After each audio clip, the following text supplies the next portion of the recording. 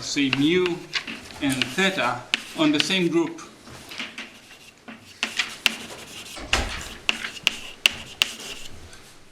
On the same group G share the same collection, the same bounded harmonic functions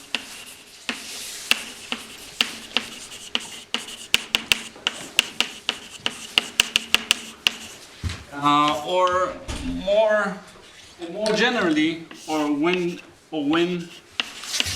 there is an inclusion.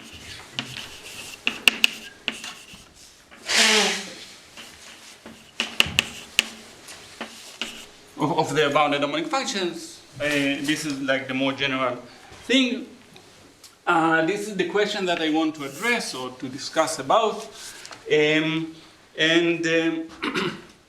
So the structure of what I'm going to talk, the structure of the talk would be, so first I want to say what, so I'm the first one to talk about random walks. So what are bounded harmonic functions? Two is why. Why do we care? Why? What's the deal? How should we think about it? Well, not should, but how could we think about it? And then the necessary condition, the condition that we found.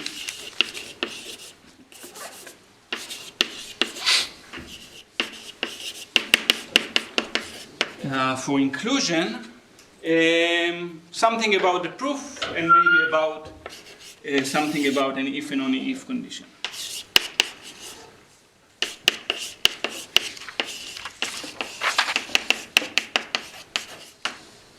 So I'll spend some time now discussing what random walks are and how to think about it, and what are first-order Poisson boundaries, and why we should not confuse them with first-order boundaries that the other Yair, so Merdad, was talking about. By the way, he found the tag, and I have them both. So you can just see how it goes. It depends exactly. I can do one here. I thought that I don't want to confuse it. Okay, so if you are aware with this theory, so I can wake you up here. After 2. But in any case, it's good to hear. So I'll begin with what are. Okay, so I'll discuss countable discrete groups. There is no reason, and I'll mention when it is not, but it will be. So for me, let a gamma be a countable discrete group.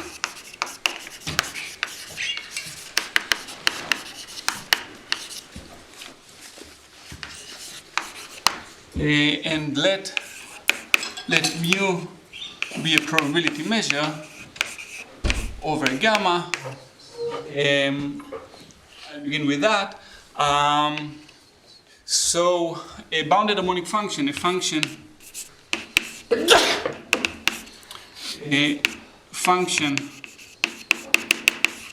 bounded function. Okay, so a function h from gamma to c is called harmonic, mu harmonic, if so the value at a point or at a group element is the average of the values around it. So h of g gamma, mu of gamma, when we run over gamma in gamma. Okay, and so this is what it is, and we denote.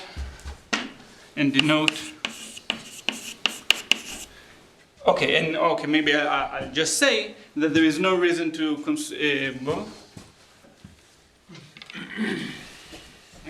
there is no reason to stick only to discrete countable group if we have G. So G would be for me usually the say locally compact or even crazier group. And a measure mu, so you can also think of h of g as the integral of H of G gamma d mu of gamma. I mean, the same definition holds, and most of the theory goes through. So you can think about this if you like. And in general, what we do, we denote by H for harmonic, infinity for bounded, and then G and mu, all bounded harmonic functions.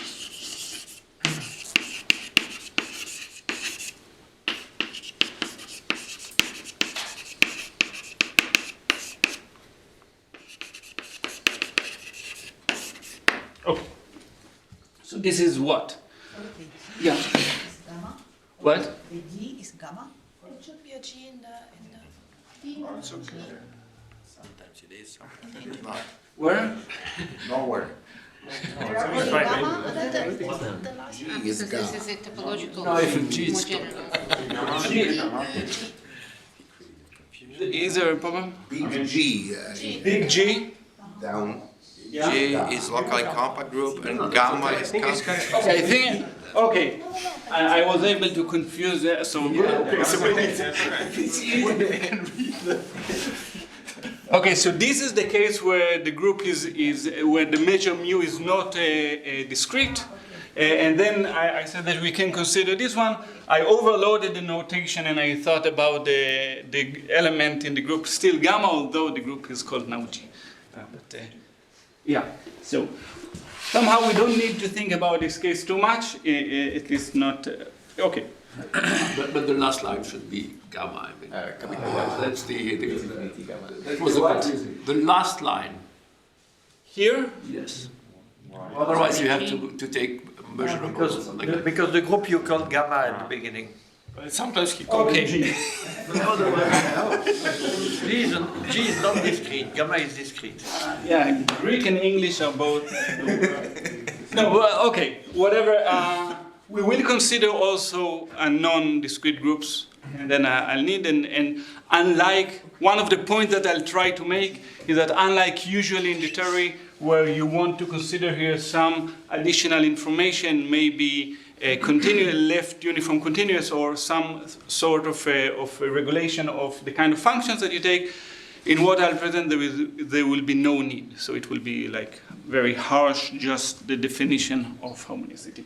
But this is like, you know, a very small detail that does not, should not appear in the first thing. So I'm sorry for that. So two, okay, so now this is what are they, and now I want to ask why. Why should we, or can we, or why do I think about it? And this is, I guess, what Slava was saying. I, or my dad mentioned also, that I don't like to call this a probability measure, I like to call it a random walk. And why? Because the measure mu suggests a stochastic process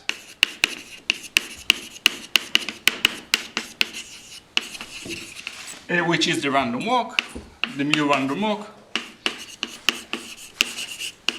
And this is the following process where we begin at E, so we pick up randomly infinitely many group elements, G i's, independently, and then we consider their multiplication. So at first time we are at the identity, and the next step will go to G1, which is some random element of the group, and next we'll go to G1, G2, and so on.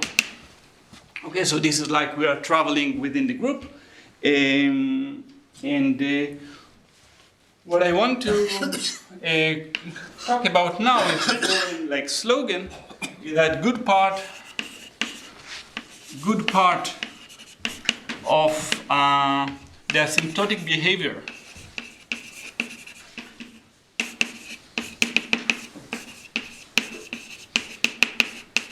of the random walk of this process is captured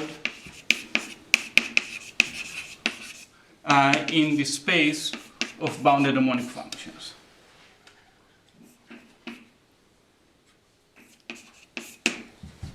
Okay, so I want to try to convince you that yeah, it's capturing that. And okay, so the first thing that you want to say is that it is insane, such a statement, of course, because what is asymptotic behavior? It's something, so if something want to capture something about asymptotic behavior, so I guess it should be a function, maybe bounded function, whatever, but on the space of paths. So it should be some. So given this thing, I mean, this is kind of how probabilists like to think about things, and more ergodic theoretical point of view is to say this process is encoded in the following space, so we can consider G, I'll do gamma to the n, and then to equip it with the Markovian measure that describes exactly the distribution of these coordinates. Now, okay, so if you want to say something asymptotic, so I guess you should you want to say something about these kind of functions, that they see the whole future, and to say something about it, or maybe shift invariant. Maybe you want to ignore some prefaces because we want asymptotic behavior, so I don't care about the very first coordinate, but later on, so something like that, maybe shift invariant functions. But in any case, how can it be that a function that is only defined on the group itself will capture something so rich as this uncountable space, you know, on all paths? So this is insane. Yeah, I don't know what to say. No, I do know what to say. So, no, there is something, I want you to appreciate that there is something very interesting here, and how can it be that a one variable, like function on G would capture something like that? And there is a reason, or the first, not the reason, but like the proof, we're talking about proof. The proof that this happens is called the martingale convergence theorem.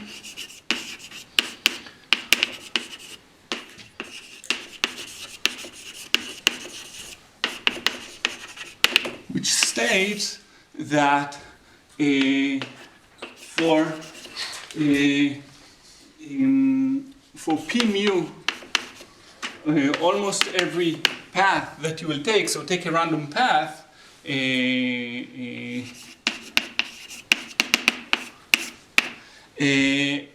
and for every bounded harmonic function, the limit h of G1 and so on. So this is first you ask it for a, like what it gives for the first step, the second step, and so on. So these are values in C, and they will stabilize. It's very surprising. So if something is happening eventually, kind of functions will detect that. Okay. This is surprising, and let me just give a...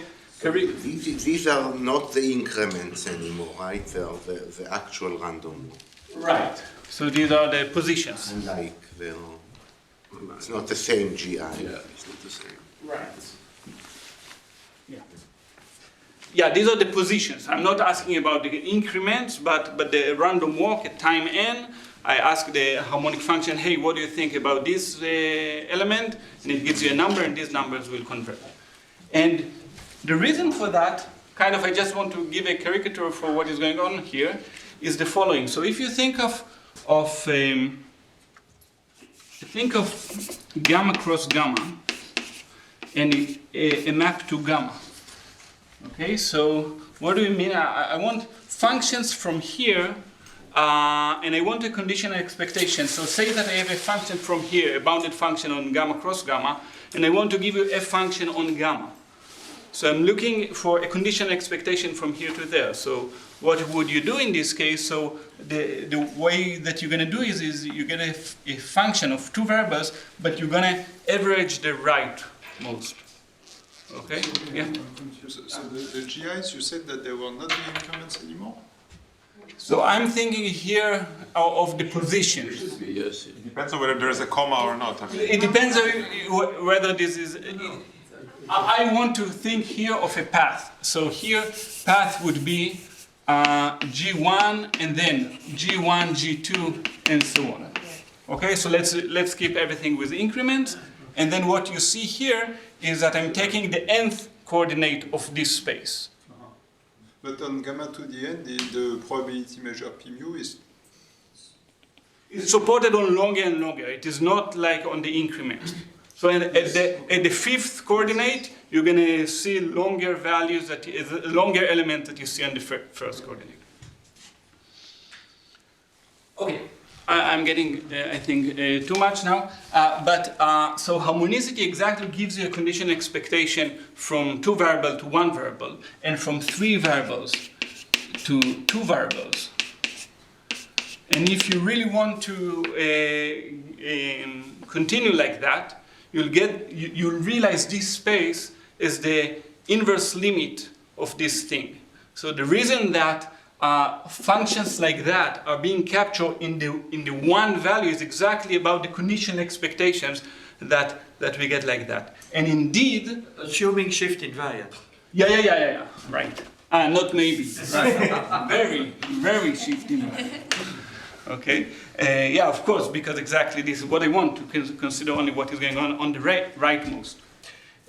So indeed what you get here is some identification between L infinity shift invariant, let me call it sigma. So shift invariant functions and bounded harmonic functions. Okay, so from probabilistic point of view, these two things are the same, or understanding this, understanding that, are all the same. And yeah, so this is the first thing that I want to say. And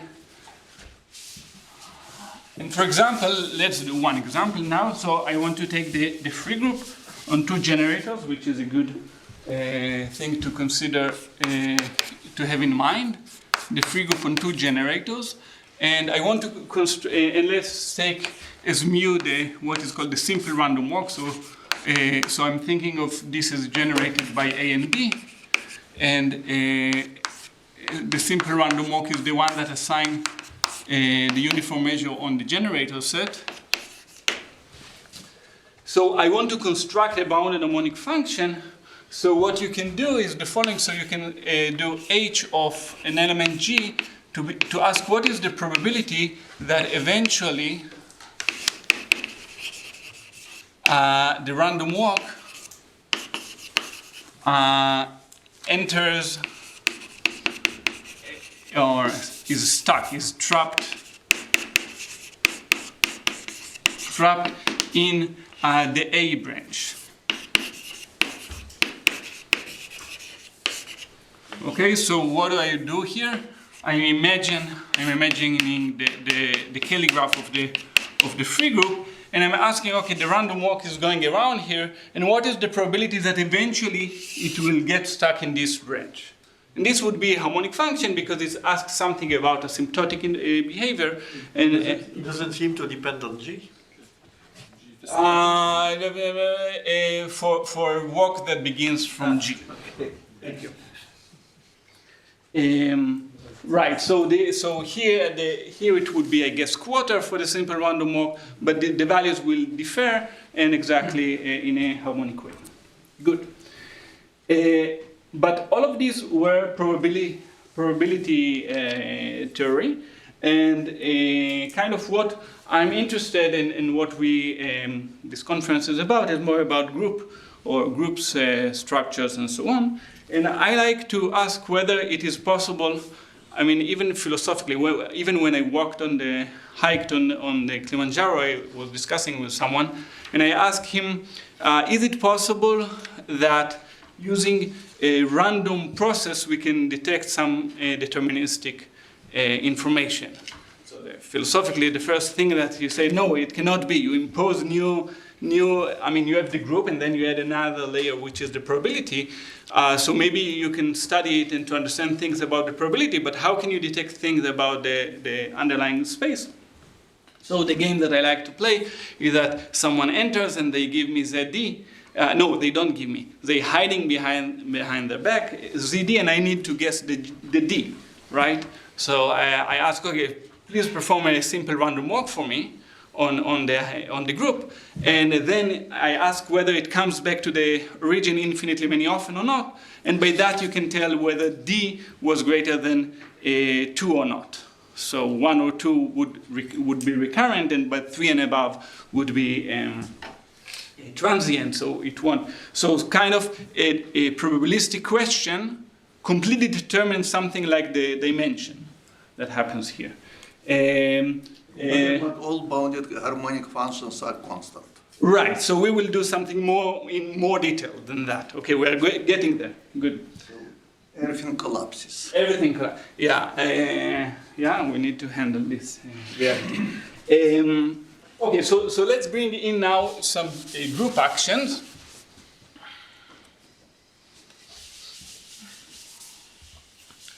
Because I want to discuss groups. So what the definition that was here was about the action of gamma, say, on itself.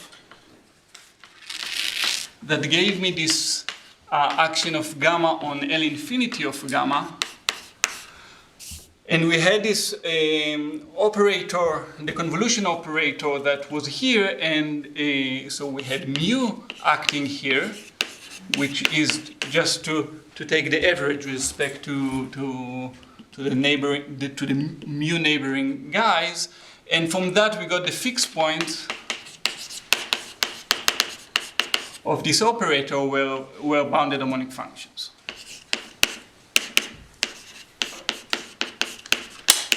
So instead of considering the group acting on itself, we can consider now group acting maybe on a compact space, Hausdorff, and then we'll get maybe an action of gamma on the continuous functions on X, but still we can convolve things. This is the advantage, by the way. Here, points, they don't have a way to take convex combinations, but once you go to function spaces, so you can, and you should, and then you should think of the fixed points here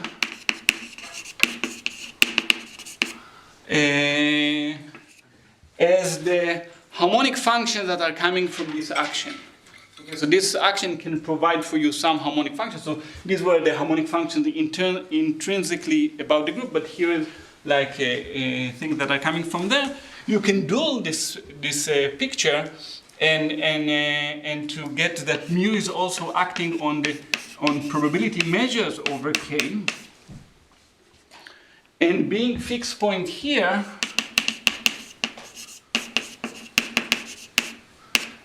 this is what is called a mu stationary measures. Okay, so I get some mu stationary measures, and the mu stationary measures are exactly those that will help me to reveal all the bounded harmonic functions that I see from this action. Now, what is good about this setup? It's a very basic lemma now that, okay, so I'm talking about mu stationary. It means that mu convolution with nu equals to nu. This would be stationarity, which is exactly the dual of the picture that, of the same equation. And the point is that for every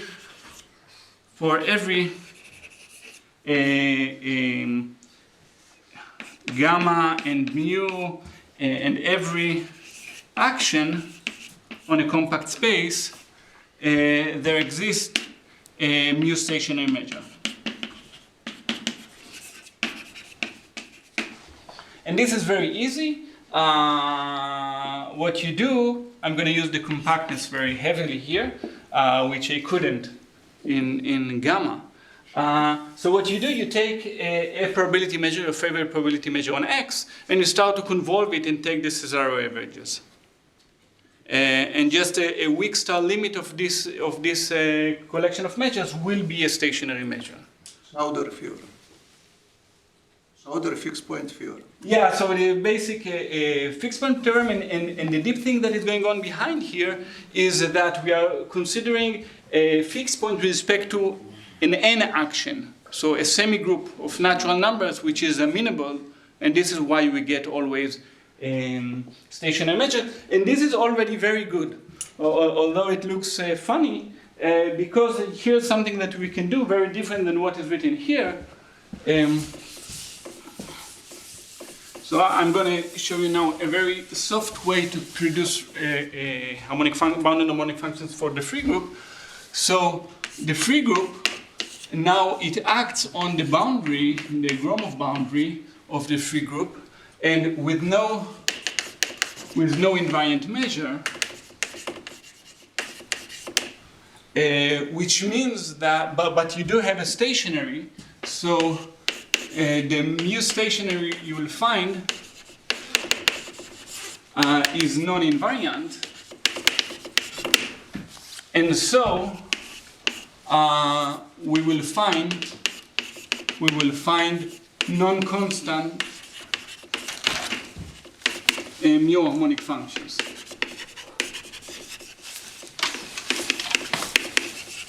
Using this, so you will find on this space functions that can be translated to bounded harmonic functions. So I want you to appreciate the difference between these two tools, because this is part of the message that I'm trying to convey. Here I needed to understand the structure of the group in order to do that. Here, what did I use? Only the lack of amenability. That is all. Just the existence of a compact space without an invariant measure. And and this is I find it really as a two school of thoughts about how to think about bounded harmonic functions. Either from the probabilistic point of view, where you understand something about the work, about the group, about the thing, or to take a very abstract point of view and to consider like group actions and so on. So, this one you can translate to a regular tree maybe, if you want to adapt all the definitions, but this one you won't. There is no group, or at least not immediate group. So it's kind of very different points of view. And just to say that a question, here's the question: can we find a space or a stationary measure that captures all bounded harmonic functions? So the answer is yes.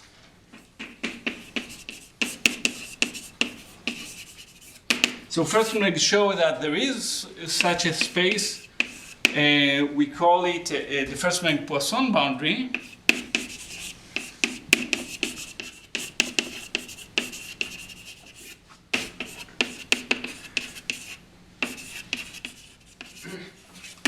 And it is a bit funny that I wrote find, because it's kind of abstract. It's it's the spectrum of some algebra. It's something that is not very hands-on. It's like there exists such a space.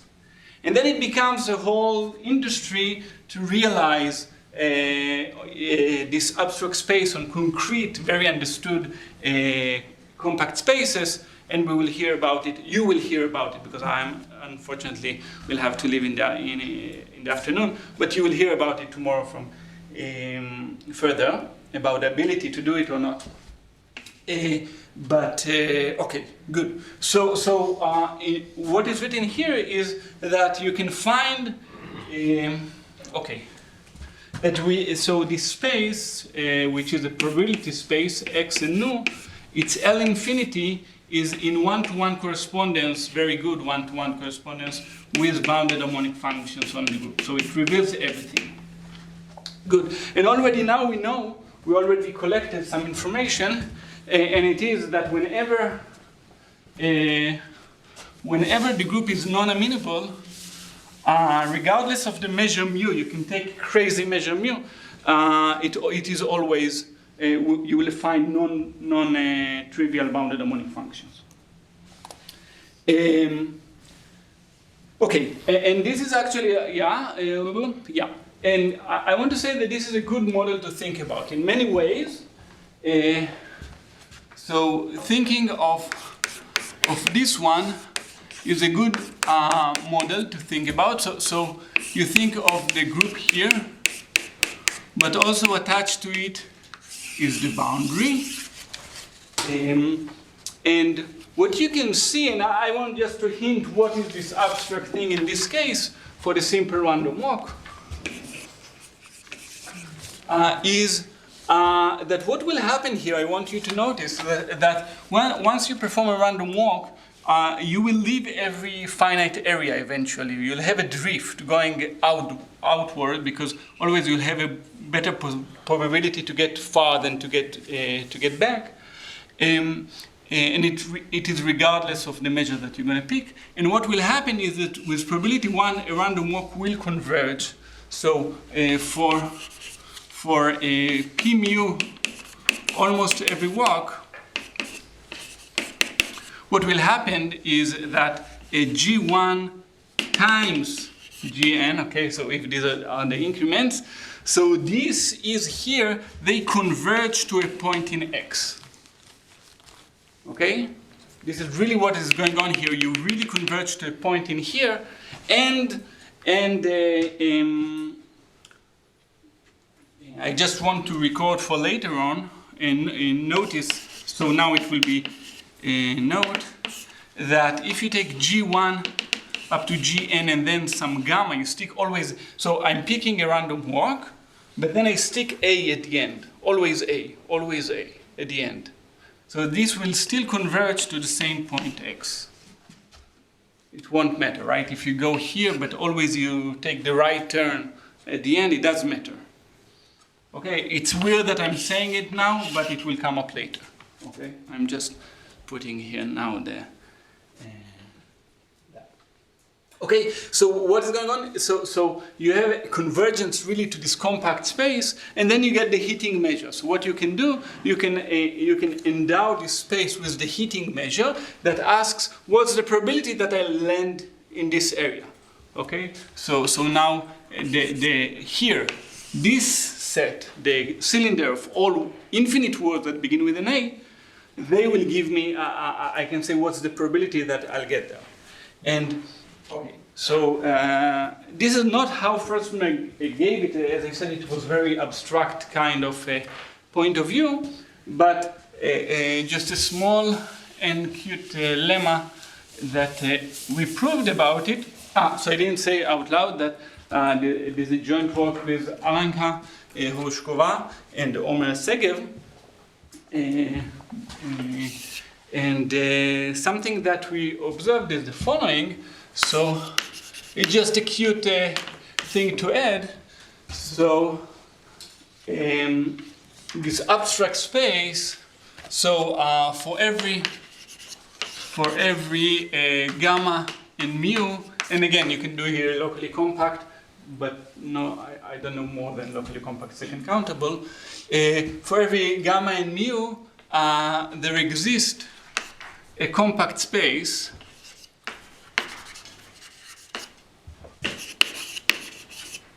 K, and the topology on gamma union K.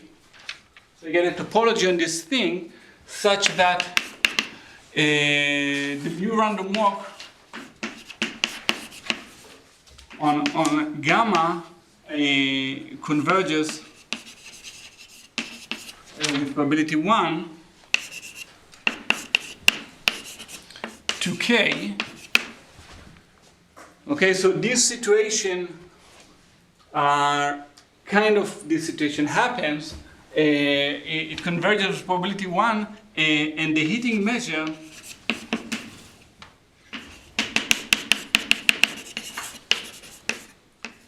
is the Poisson measure, is the Fresman-Poisson boundary.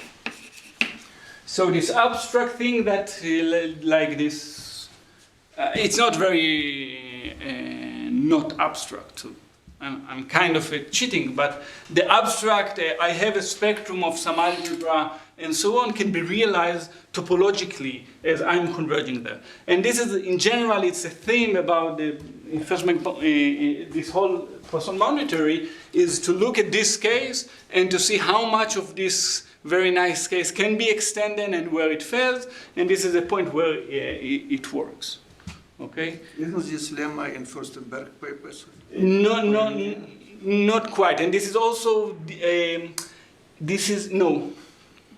Is K metrizable in your case? K can be metrizable. Can, but not Yeah, always. no, it is metrizable. You can choose it to be metrizable. What would not happen... Furstenberg's realization. What? That's different from a Furstenberg's realization, where you don't have metrizable K usually. But you can pick a compact, a metrizable model. This is not a big deal here. Okay. But the point here, to me, is viewing the convergence along paths. So this is certainly the case for the case that Furstenberg considered, where he considered semi-simple Lie groups, and of course for hyperbolic groups this is the case. But the point in what I'm saying here is the complete generality. For general groups, for example, and here it will differ very much from this one, if you consider an amenable group, where so on this space K you will have an invariant measure. So it's very different than this case. So the fact that you can do this, it doesn't mean that the whole theory, the whole beauty that happens. This lemma is part of your work with. Yeah, it's a small, we needed it. I hope that, okay, so I'll go now faster. Maybe you said it, but the topology on gamma union K, is it compact? No. Okay. So you didn't say it. Yeah, so there is a topology. I don't know that I can choose it to be compact, and I suspect that in general, I'm not sure. I'm not sure that you can. So it's not a compactification of. It's not a compactification in that sense. It is just random walk compactification. No. So the story is. Okay, maybe it's not, you can get excited or disexcited about it, but the story is that you have here the group and it converges to the boundary. Now, it might be that there are points physically in the group that are not going to the boundary, but the random walk would not see it. So the topology here is built, right? There are many sequences that are going to infinity. Right in here, there are many sequences, for example, going along A's. Okay? This is very unlikely for the random walk to follow. It's not a generic point for any random walk. So what this topology is doing is taking the generic random walks and using it's compact as far as the random walk is concerned. I'm not taking care of this weird paths that you can take in the group. So it's really... If you take the standard random walk on Z on the integers, so when do you get the 2-point compactification? Yeah, maybe I want a transient one. Okay. I mean, not 0 z squared. Yeah. Okay. Okay, so now okay. So now I'll say out loud because it's not, the time is too much. What kind of thing can you study using this random walk about the groups themselves? So as we said, if you have a non-amenable group, so you will have, for every random walk, you will find non-constant bounded harmonic functions. And this is an if and only if. This goes back to Rosenblatt and Kamenovich-Vershik from the 80s, that you can characterize amenability using this theory of random walks. Another thing that you can do, you can characterize a virtually nil potency among finitely generated groups. So amenability are the groups for which there is some random walk with trivial boundary, and virtually nilpotency are the class of groups for which every random walk has trivial boundary.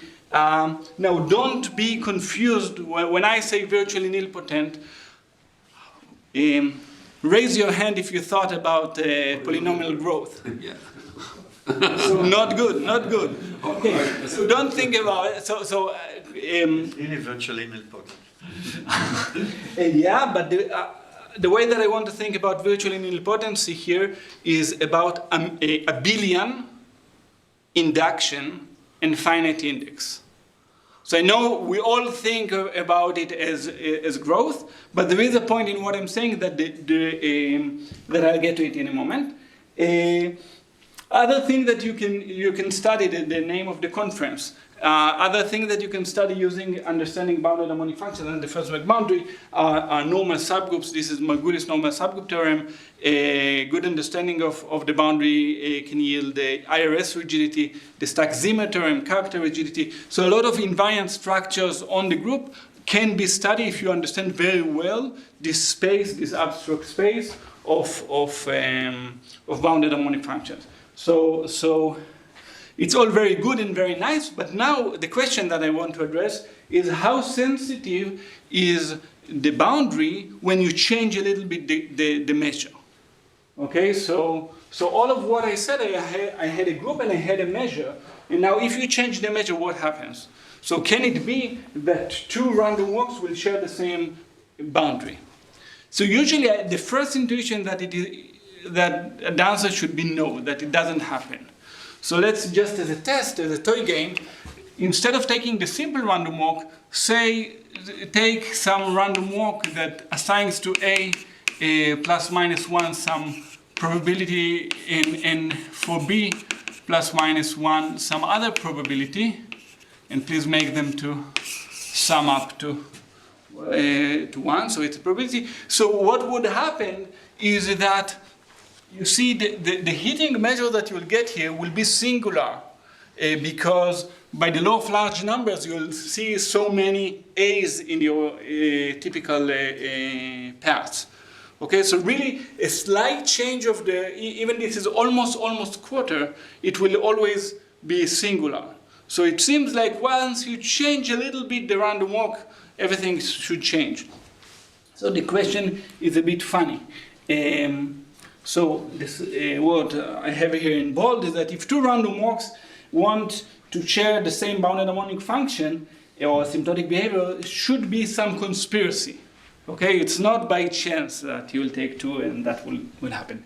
When it is known that they share the same, it is known in the following two cases, and then I'll get to my discussion about growth of virtual nilpotency. So it is known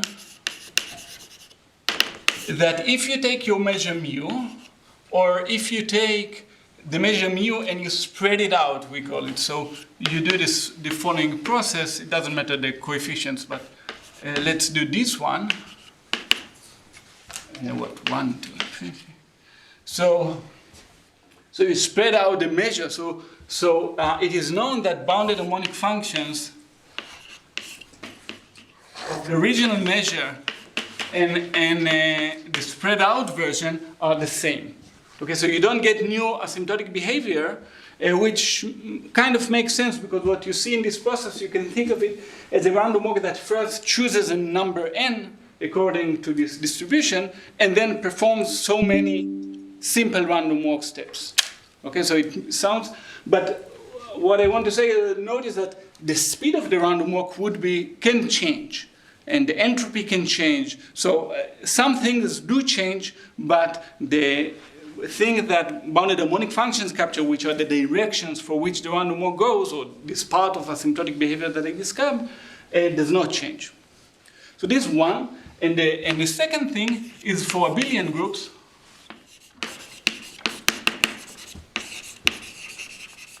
No matter which measure you'll take, all measures, all random walks, I said, share the same. Share the same bounded harmonic functions, which is just a constant, so no non-trivial. And so what I'm trying to convey is the following slogan, that the biggest enemy of harmonicity is commutativity. Okay, so the point that is going on here is that what I will claim, that the point is that this and this measure, they commute with each other. And the point here is that two measures that you will take, they have nothing to do with each other, but they do commute because the underlying group is commutative. And this is the reason why they are all this one. Okay, so I want to stress the commutativity and not the growth. And really, and another evidence for that is that the virtual nilpotency is not really about virtual nilpotency. You can do exactly the same proof without assuming a finitely generateness. So there is no growth involved, but the exact same proof works. So it's about being not induction, finite index, and abelian. Okay, so what is the thing that, the term that we proved, that we add to the, so again, this is with the Anka, Rosh Kuba, and Omer Segev.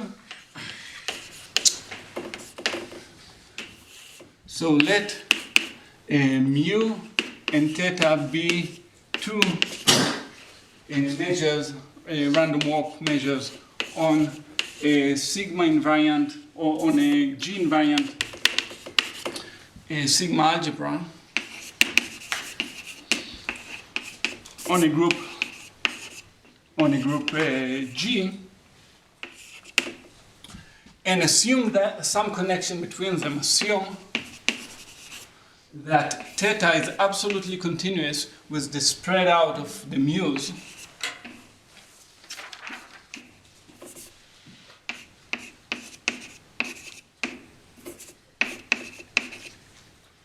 Okay, spread out mu and theta is absolutely continuous. Then, if we call it asymptotically commuting. So if theta convolution with mu to the n minus mu to the n convolution theta, if these measures go in the total variation norm to 0, then you get an inclusion. Then every bounded harmonic function with respect to mu is also bounded harmonic function with respect to theta. Okay, so this is kind of commutativity, but we allow a bit more, so you can discuss really commutativity. Okay, of course, if theta and mu commute in the sense that the convolution theta convolution mu equals to mu convolution theta, so it holds, but you can do a bit better than that. And this gives you an inclusion of the bounded harmonic functions, and in some sense, okay, so this is what we proved in several comments about it. Okay, so so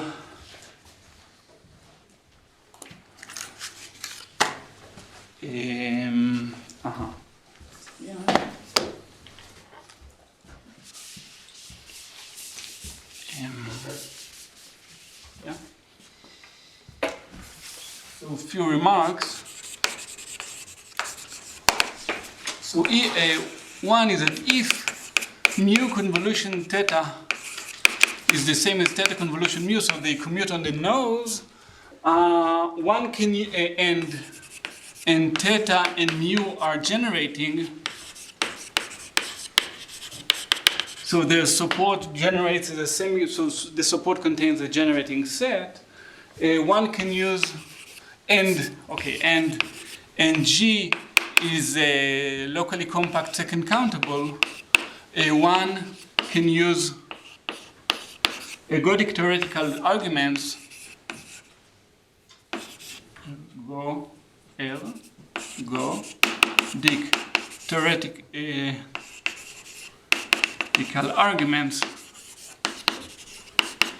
to prove it.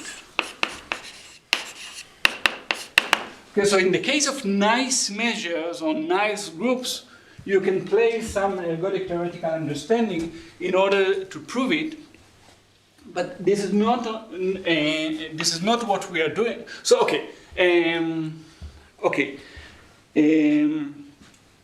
but we are not doing that. and what it gives is what. This is not the path that we are doing, and by that we don't need to use generating or nice groups. And for example, an advantage of that is that we can consider. Okay, so first I want to observe without writing that you get that. Okay, these measures commute, so they do commute. So in particular, they asymptotically commute. But consider theta to be a Dirac measure at some z, where z is in the center of the group. Okay, we are allowed to take that because we are not doing generating measures, and indeed you get the absolute continuity. That's not a big deal. And then, of course, since you're in the center, you will commute. And this shows that every bounded harmonic function is constant on a ZG cosets. And in particular, if the group is a billion, you get that you have no bounded harmonic functions but constant, or now by induction you can get to nilpotent groups. So this proof really recovers these all known results. Another thing that The last result was the first result of Margulis when he was student. right. So this result. This is a very good comment, actually.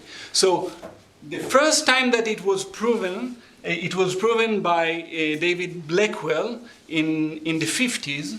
There it is probabilistic point of view of ZD. Okay, there it was only for ZD, and it was probabilistic point of view from this school of thoughts.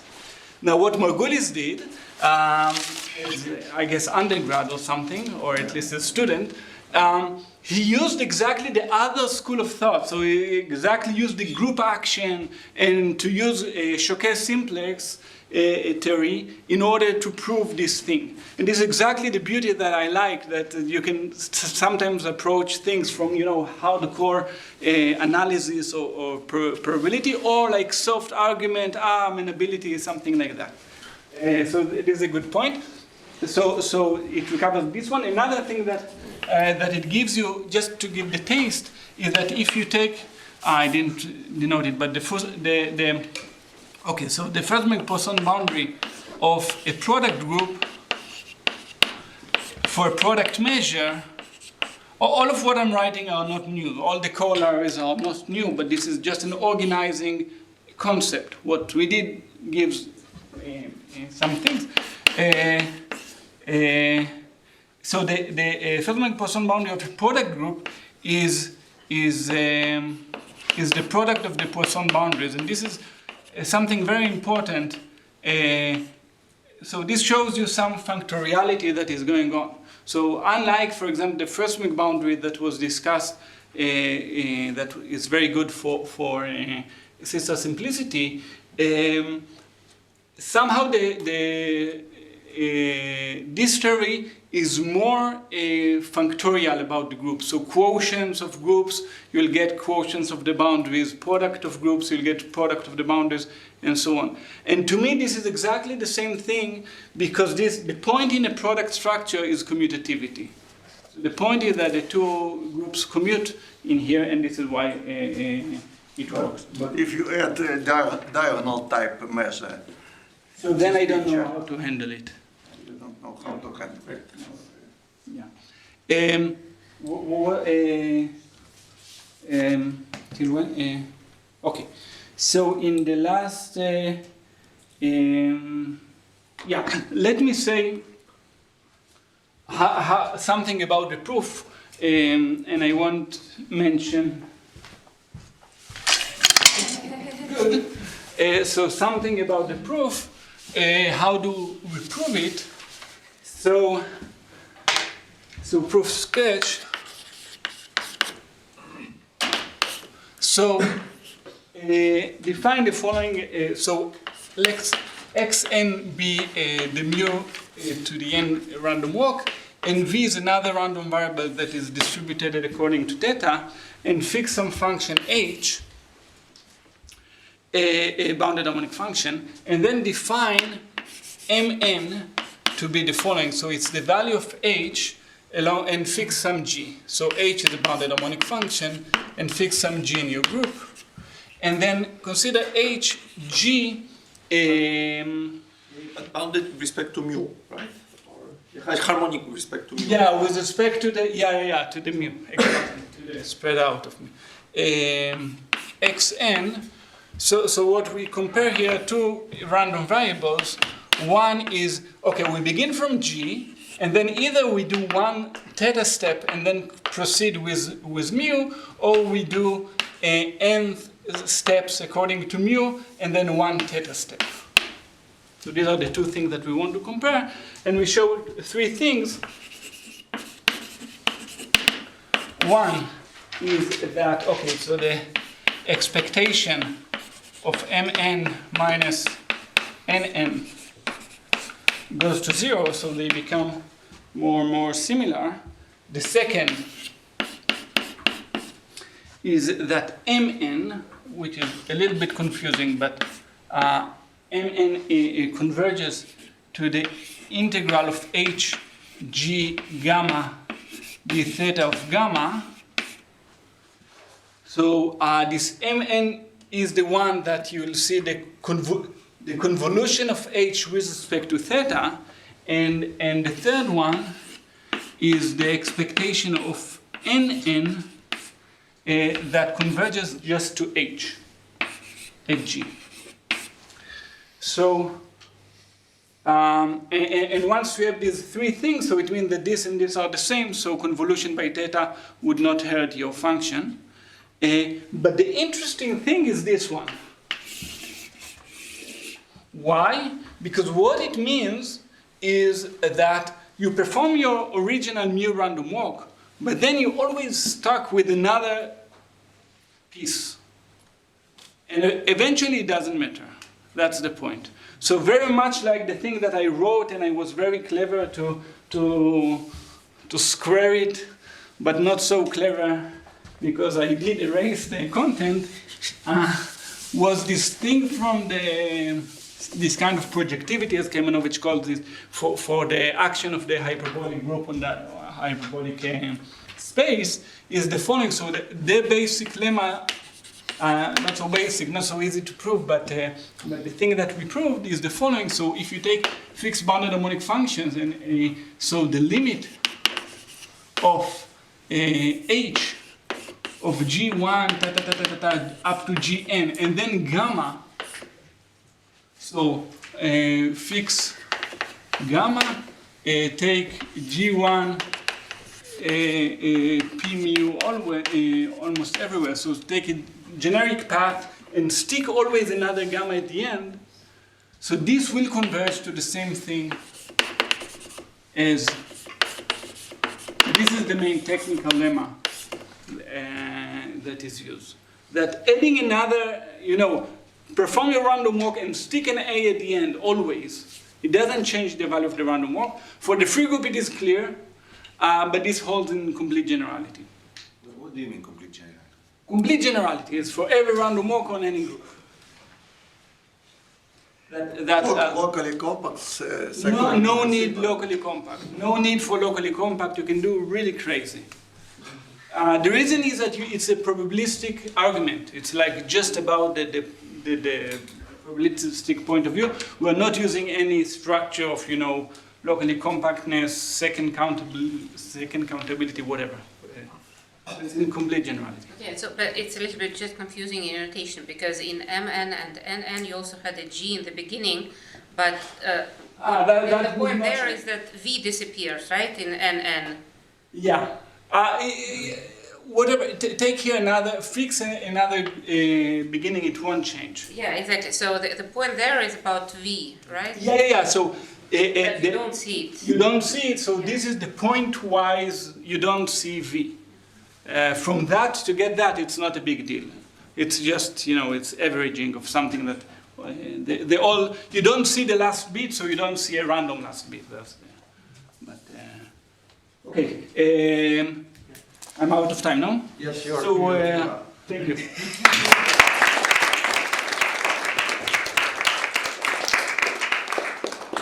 thank you very much. There were already many questions, maybe one or two more. Yes, please. Yeah, so as you mentioned, in many cases, averages of convolution powers are somehow a nicer object than the convolution powers themselves, right? So can you somehow, if you weaken your assumption in the theorem to asymptotic commutation with the averages of convolution powers, can you still get the same results? That's a good question, and it's about exactly the fourth item that we didn't discuss. I don't know to say on the spot. So what I didn't discuss is an if and only if condition. So this is something by Ben-Gurion that shows when what is the exact condition for inclusion of bounded harmonic functions, and it is that if theta convolution mu to the n minus mu to the n, if this in total variation converges to 0, so this is if and only if every mu harmonic is theta harmonic. Now in this thing, if you do instead of this one, the Cesare averages, that will be about the difference between bounded harmonic functions and what is called parabolic functions or space-time harmonic functions. So it is about the difference between the shift invariant sigma algebra that we took versus the tail sigma algebra. So for group cases, usually these things are the same. But if you do a general process, so what I didn't say that you can also do this whole thing not for groups, but for Markov chains, but it is a bit torturing to state what is going on, because there it is hard to say what is it to pick an element at the end, because each time is different. So it's a bit hard to phrase, but this is very, very general, and kind of what we add to this thing is that you can take also the weak star converge. So this is about the total variation, but you can take also, so what we show the is that this one goes in the weak star topology to 0 if and only if here, but this is for a topology, the topology that I said before, this topology that is not compact topology on the union, but it is good enough to capture for the purpose of the random walks. So there is a discussion. It's not a big deal. I would say that from the group point of view, there is no big deal between taking Cesare averages or exactly sequences. Well, I suggest that now we have coffee break, so let's thank the speaker.